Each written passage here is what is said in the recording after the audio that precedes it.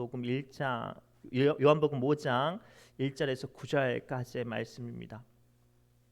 요한복음 5장 1절에서 9절까지의 말씀을 우리 한 절씩 교독합니다. 제가 가지고 있는 신약성경 149페이지에 있습니다. 요한복음 5장 1절에서 9절까지의 말씀입니다. 제가 먼저 읽습니다. 그 후에 유대인의 명절이 되어 예수께서 예루살렘에 올라가시니라.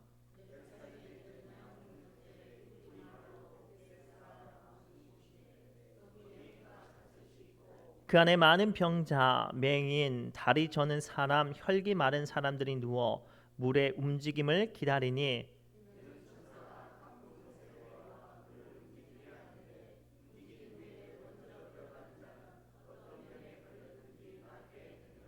거기 38해 된 병자가 있더라.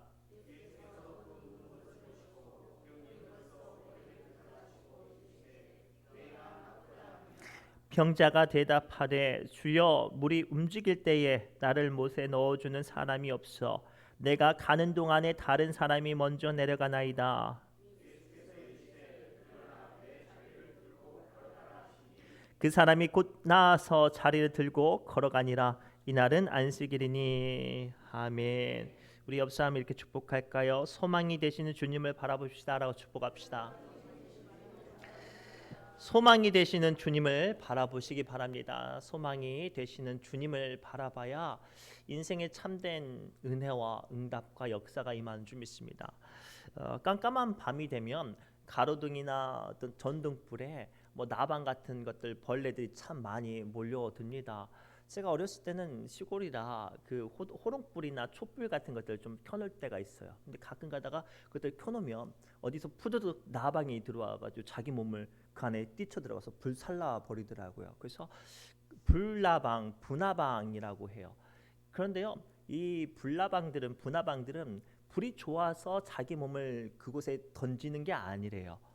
깜깜한 밤에 활동하는 이 야행성 곤충은 앞을 보고 날아가기 위해서는 달빛이나 별빛을 기준으로 삼아서 자기의 목적지를 날아가는데 그 중간에 강력한 어떤 불들이 있으면 이것이 자기의 길을 인도할 달빛이나 별빛으로 착각하고 그 빛으로 몸을 던져버린대요. 근데 그 빛이 가로등불이나 그 어떤 형광등불이면 다행이지만 시퍼렇게 타오른 불이라면 그 잘못된 선택으로 인해서 그 나방은 타 죽게 되어지죠. 오늘날 이 분화방처럼 엉뚱한 곳을 길이요 진리요 생명이라고 소망이라고 가지고 살아가는 사람들이 많이 있습니다. 그런데 그 소망들이 무너지면 어때요?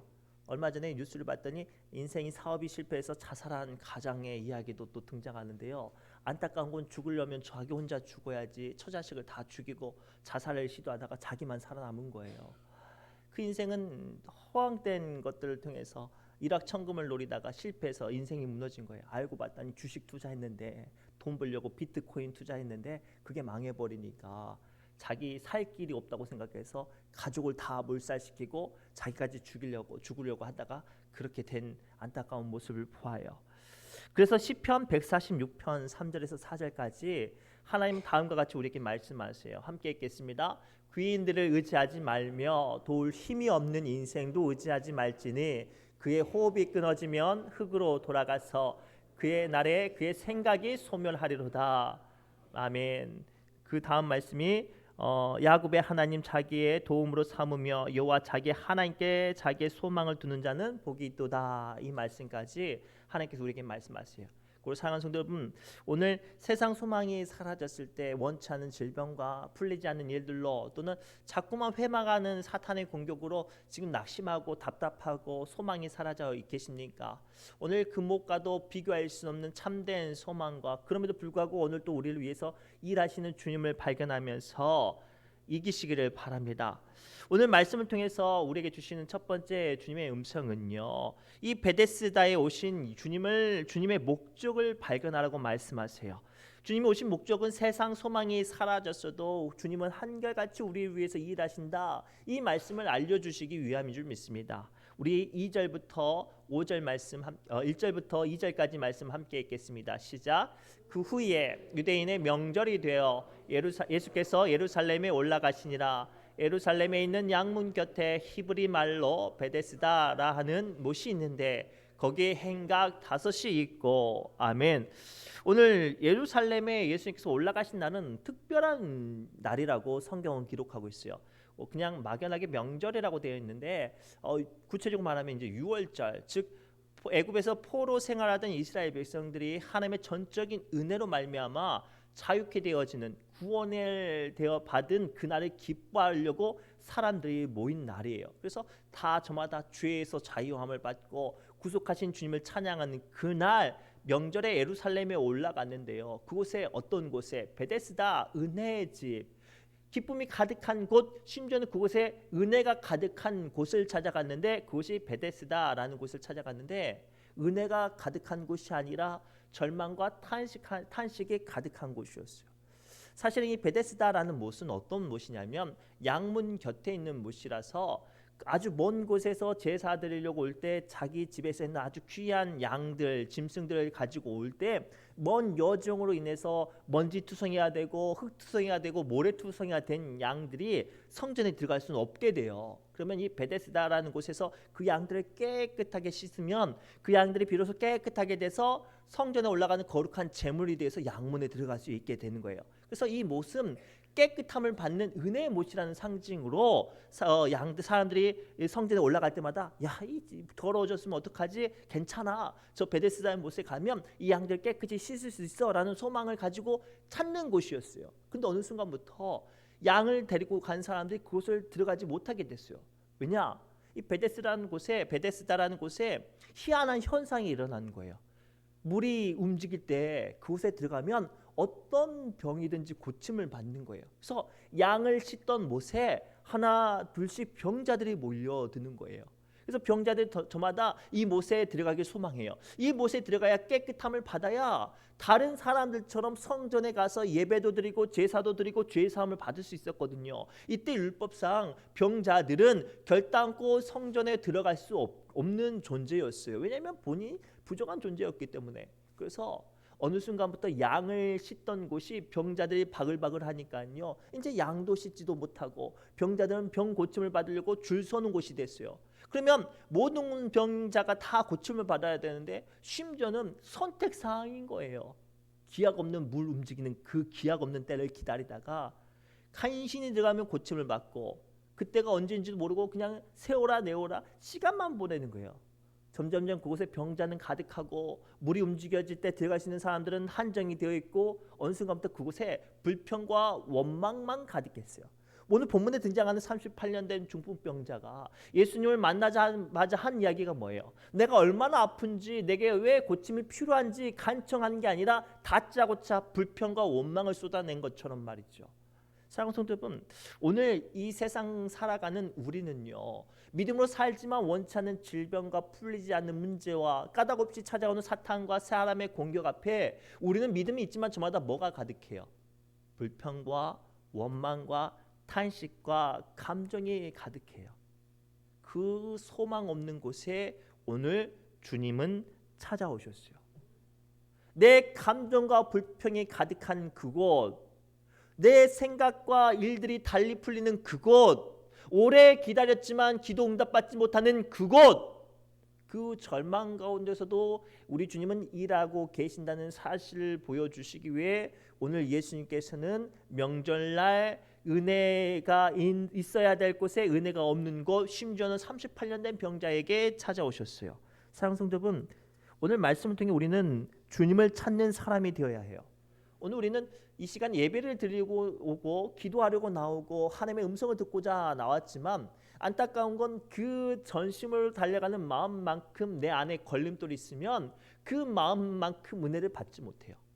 나도 모르게 내 안에 풀리지 않는 약점이 있거나 기도하려고 왔지만 내 안에 원치 않는 질병이 있거나 또는 하나님을 찬양하려고 왔지만 자꾸만 내 마음 가운데 있는 미워하는 감정들이나 불평의 감정들이 있으면 어때요? 우리는 전심으로 기도하지 못하고 전심으로 찬양하지 못하고 전심으로 주의 말씀을 듣지 못하죠. 그런 그 순간 우리 주님은 하나님의 위로하심과 역사하심 가운데 우리를 찾아오셨어요. 오늘 우리의 기도가 분화방처럼 어떤 감정과 욕심에 변질되어지지 않도록, 오늘 이 시간 전심으로 향하는 하나님께 올려드리는 우리 기도가 하나님께 상달되어지는 기도가 아니라 욕심으로 점철되는 기도가 되어지지 않기 위해서, 우리의 약함의 문제가 하나님을 기뻐하는 것들의 회방거리가 되지 않기 위해서 오늘 주님은 우리에게 찾아오셨단 말이에요. 그리고 사랑하는 성도 여러분, 이 시간 드려진 수요 기도를 통해서 우리가 분화방처럼 다른 헛된 것들로 인해서 여러분들의 기도와 여러분들의 믿음과 여러분들의 사명들이 흔들리지 않기를 원합니다. 주님을 오셨을 때 주님, 저는 주님이 필요합니다라고 고백하시기 바랍니다. 여러분들 안에 쌓아놓았던 감정들을 토해내는 자리가 아니라 주님을 만나고 주님을 찾고 주님을 소망하는 시간이 되어질 때 우리 주님께서 여러분들 삶 가운데 역사하실 줄 믿습니다. 그래서 마태복음 7장 7절에서 8절까지 예수님은 다음과 같이 우리에게 말씀하세요. 함께 읽겠습니다. 구하라 그리하면 너희에게 주실 것이요, 찾으라 그리하면 찾아낼 것이요, 문을 두드리라 그리하면 너희에게 열릴 것이니 구하는 이마다 받을 것이요, 찾는 이는 찾아낼 것이요, 두드리는 이에게는 열릴 것이니라. 아멘. 이 약속의 말씀이 이 시간 뜨겁게 하나님을 찾고 기도하고 치유와 응답과 소명을 붙잡고 기도하는 이들에게 임하시기를 주님의 이름으로 축복합니다. 두 번째로는 우리는 저마다 주님의 어떤 은혜를 잊기 위해서는 어떤 조건이 필요하다고 생각을 해요. 나의 약함 가운데 온전히 주님을 찾지 못하는 그 약점을 초월하기 위해서 오늘 주님은 우리에게 찾아오신 줄 믿습니다. 우리 5절부터 7절 말씀 함께 읽겠습니다. 시작. 거기 38해 된 병자가 있더라. 예수께서 그 누운 것을 보시고 병이 벌써 오래된 줄 아시고 이르시되 내가 낫고자 하느냐? 병자가 대답하되 주여, 물이 움직일 때에 나를 못에 넣어주는 사람이 없어 내가 가는 동안에 다른 사람이 먼저 내려가나이다. 아멘. 우리는 저마다 은혜를 받기 원하고 하나님의 응답 받기 원하고 주의 일들을 감당하기를 원해요. 그렇죠? 그런데 안타깝게 그러한 마음이 있는 것만큼 핑계거리도 많아요. 예를 들어서 제가 누구에게 우리 권사님, 장로님 왜 기도 요즘에 하시지 않아요? 제가 봤을 때 기도가 필요한데 왜 기도 생활이 좀 안 되세요? 그러면 그분이 이렇게 말을 해요. 아, 목사님, 제가 기도가 너무 필요해요. 그런데요, 제가 요즘 너무 바빠서요. 제가 어떤 사명을 하려고 하는데 이 사람이 자꾸만 저의 일들을 회방해서요. 아, 제가 주의 일들을 하려고 하는데 갑자기 원치 않는 질병이 걸려서요. 우리는 참 안타까운 건 저마다 하나님의 일들을 소망하고 기도하기를 원하고 더 나아가 그 일 통해서 주의 일들을 이루어가기를 원하지만 그만큼 우리의 마음 가운데 반대적으로 핑계와 변명이 너무 많아요. 오늘 주님께서는 우리의 원망과 핑계와 변명을 주님의 일로 바꾸는, 주님의 일하는 사람으로 바꾸시기 위해서 오늘 우리에게 오셨다고 말씀하세요. 오늘 본문의 말씀을 보면 38년 된 중풍병자가 예수님을 만날 때 예수님, 나는 고침받고 싶어요 라고 말하지 않아요. 누가 봐도 고침이 먼저 필요한 사람인데 자기 억울한 감정, 자기가 고침받지 못하는 이유, 핑계를 먼저 하소연한단 말이에요. 오늘 하나님께서 여러분들을 만나 주실 때 우리의 간절한 기도에 응답을 듣기 원하세요. 우리의 삶 가운데 하나님의 일하시는 기도 제목을 듣기 원하신단 말이에요. 그런데 자꾸만 주님을 만날 때마다 엉뚱한 말을 한다면 그 기도가 되어지지 않고 원망과 불평과 하소연이 되어지는 거예요. 하나님께서는요, 이스라엘 백성들을 40년 동안 이끄실 때 원하셨던 건 그 명령에 따르는 것 한 가지만 원하셨어요.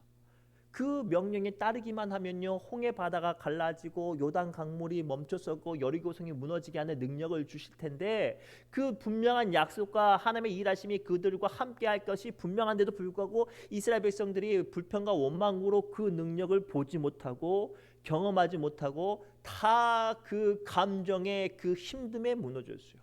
사랑하는 성도 여러분, 오늘 우리는 이 말씀을 붙잡고 우리의 믿음을 진단해 봐야 해요. 우리 하나님은 한계가 없으신 분이에요. 우리의 기도 가운데 늘 응답하시는 분이란 말이죠. 그런데 우리는 자꾸만 하나님의 일하심 앞에 하나님께서 역사하실 그 키워드 문을 여는 게 아니라 엉뚱한 불평의 문을 열고 엉뚱한 핑계의 문을 열고 엉뚱한 사정의 말을 한단 말이에요. 그래서 일들이 되어지지 않아요. 가끔 우리가 자녀들을 양육하거나 혹은 누군가의 일손들을 필요해서 일꾼들을 사서 일을 시켰을 때는 한 가지만 원하는 거예요. 그 일들을 하는 것을 원하기 위해서 돈이나 가치를 투자해서 그 사람을 불렀는데 그 사람이 맡기고 아침 일찍 일 맡기고 어디 보러 갔다 왔는데 이런 말을 하는 거예요. 아, 내가 일을 오늘 열심히 하려고 새 신도 신고 장갑도 신고 준비를 다 했는데 저쪽 집에 있는 염전에 있는 사장님이 말 걸어서 일을 못했다고. 제가 열심히 일을 하려고 준비했는데 자꾸만 장화가 뒤꿈치에 걸려가지고 내 일을 못했다고. 이것은 핑계예요. 오늘 하나님께서는 저마다 주의 일들을 맡기고 사명을 이루시기를 원하고 응답의 길로 나아가시기를 원해요. 중요한 건 믿음을 한 걸음 내딛는 거죠. 그 순간 하나님께서 역사하세요. 그런데 안타깝게도 우리는 그 역사하시는 기도가 아니라 왜 하나님 나에게 이런 질병을 주셨습니까? 왜 하나님 나에게 이런 가시를 주셨습니까? 하나님 왜 내게 이런 회방거리를 주셨습니까? 라고 탄식만 해요.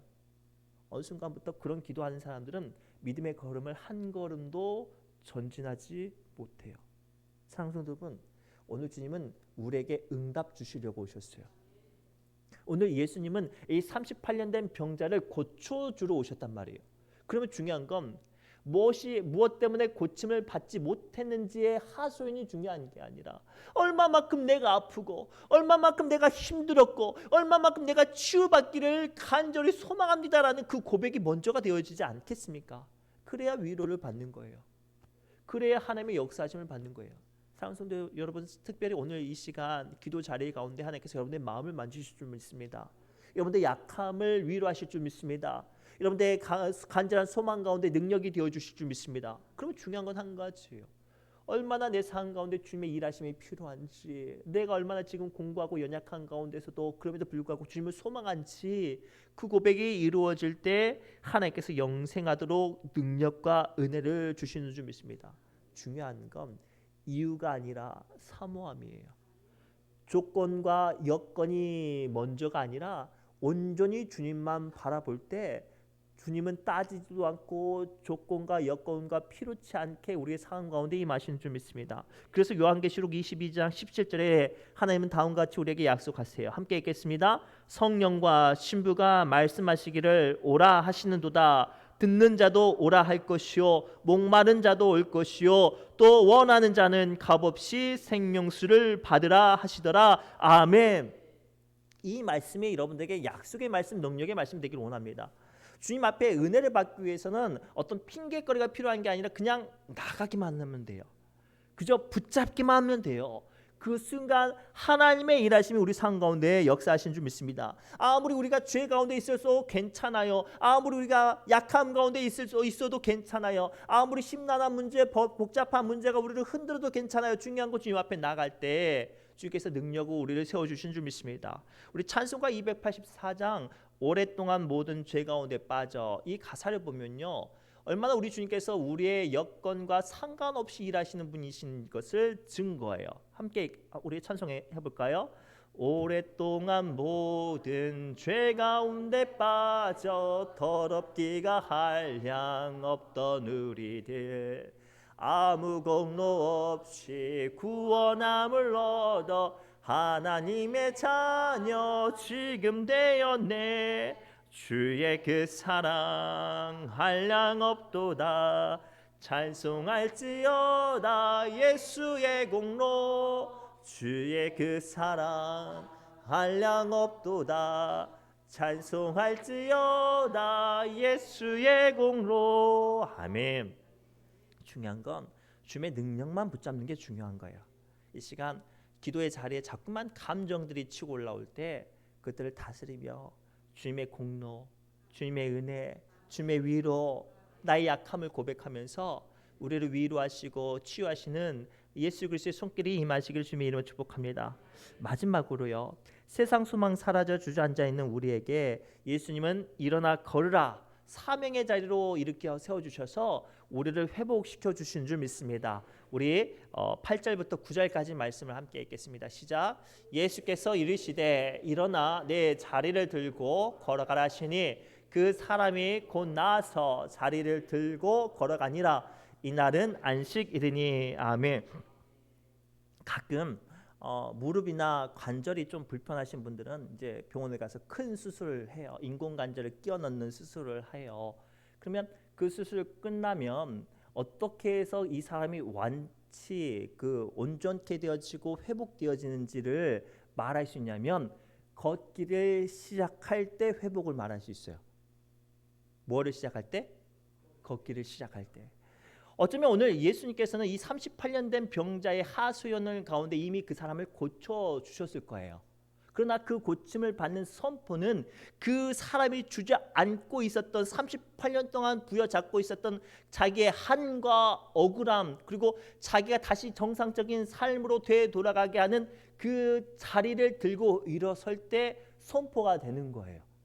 사랑하는 성도 여러분, 이미 우리 주님은 우리의 약함을 고쳐 주신 줄 믿습니다. 이미 우리 주님은 어떠한 상황 가운데 우리를 구원하실 주님의 펴신팔과 강한 손으로 응답하신 줄 믿습니다. 그것은 언제 보느냐? 내가 일어설 때 보는 거예요. 여전히 사탄은, 여전히 감정은, 여전히 내 눈에 들어오는 부정적인 생각은 아직 멀었다고 생각되어지지만, 그럼에도 불구하고 주의 말씀에 의지해서 일어서면 이미 나는 고침을 받은 사람이에요. 이미 나는 능력의 사람이에요. 이미 나는 하나님과 함께하는 사람인 줄 믿습니다. 고로 내가 낫기를 원하고 나의 기도 가운데 응답 받았는지 안 받았는지 알기 원하신다면 주저앉아 계시지 말고 일어서시길 바랍니다. 그 순간 나를 기억하시고 나의 삶 가운데 역사하시는 주의 말씀이 나를 주장하시는 줄 믿습니다. 우리 대표적으로 우리가 잘 아는 모세, 40년 동안 광야에서 인생을 소비한 사람이에요. 40살 때 비전을 품어요. 그래서 자신의 민족을 해방시키려고 합니다. 그리고 권세도 있었어요. 이집트의 왕자로서 어떤 정치적인 어떤 세력도 있었죠. 그러나 자기의 혈기를 부리다가 실패하죠. 죄수들, 히브리 노예를 때리고 있는 죄수를 죄수 간수장을 힘으로 때려버려서 죽이고, 그리고 말미암아 그 공개 수배가 돼서 광야로 도망가서 사명이 실패한 인물 말이에요. 40년 동안 자기는 인생이 끝났다고 생각을 했어요.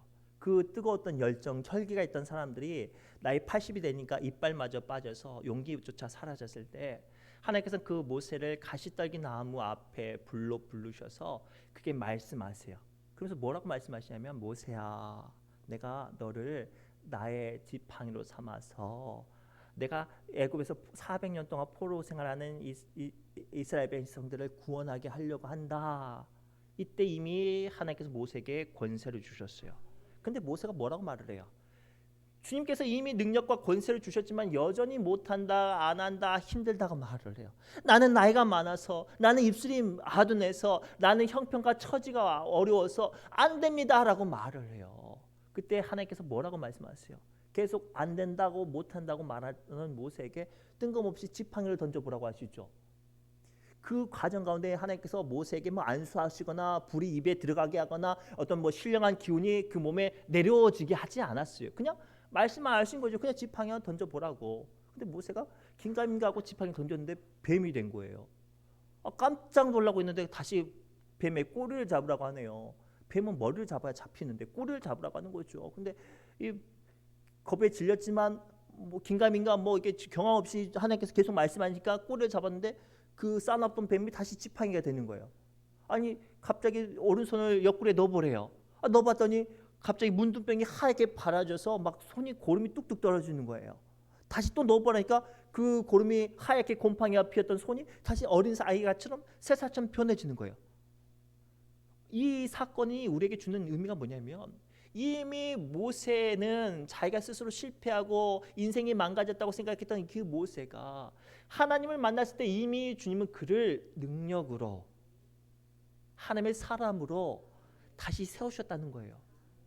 근데 모세가 깨닫지 못해서 하나님께서 모세를 어르기도 하시고 달래기도 하시고 지팡이로 쇼도 보여주시고 오른손을 문둥병으로 다시 낫게도 하시고 말씀으로 이렇게 어르고 달랜 거예요.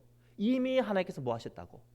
능력 주시고 고쳐주시고 세워주셨다고요. 사랑하는 성도 여러분, 오늘 주님은요 38년 된 병자를 만났을 때 이미 이 사람이 고침을 받은 줄 믿습니다. 그러나 주님이 그럼에도 불구하고 그 사람께 다리를 들고 일어서라 라고 명령하신 것은 그 고침을 받기 전에 그 긴 38년 동안의 감정과 회한과 억울함과 그 부정적인 감정이 다시 사명자로 서는 그 사람의 발목을 잡지 않기 위해서 주님은 그에게 일어서라고 명령하신 거예요. 사랑하는 성도 여러분, 오늘 말씀을 통해서 선포합니다. 어떠한 질병이든 어떠한 사단의 공격이든 이미 주님께서 이길 힘과 능력을 우리에게 주신 줄 믿습니다. 중요한 건 그럼에도 불구하고 일어서는 거예요. 내가 약한 가운데 있을 때도, 내가 사탄의 공격에 있을 때도, 내 뜻대로 일들이 풀리지 않아도 이미 내 삶 가운데 역사하고 계시는 주님을 믿고 일어설 때 바다가 갈라지고 홍수로 범람하는 요단강이 멈춰서고 사람의 힘으로 무너뜨릴 수 없는 여리고성이 무너진 줄 믿습니다.